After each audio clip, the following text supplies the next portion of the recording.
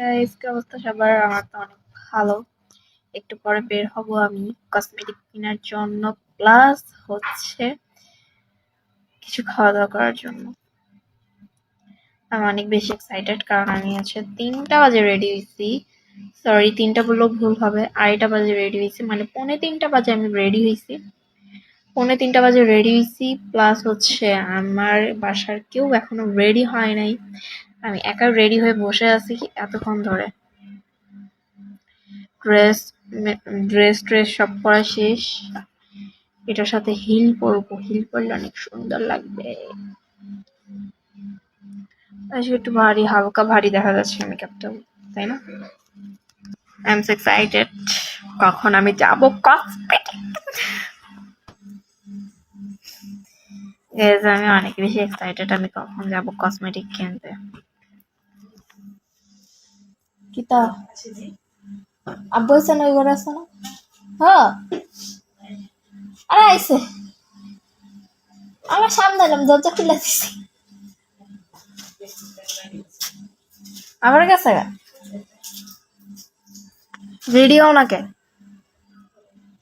আছেন দিয়ে দিবে এখন গাইজ।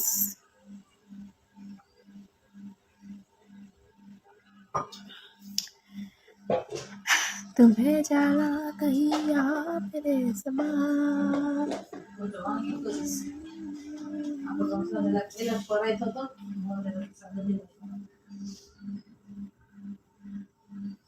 সবাই এখন ঘুড়ি উড়ায় খালি, আমি মেয়ে মানুষ, আফসোস আমি ঘুড়ি উড়াতে পারি না।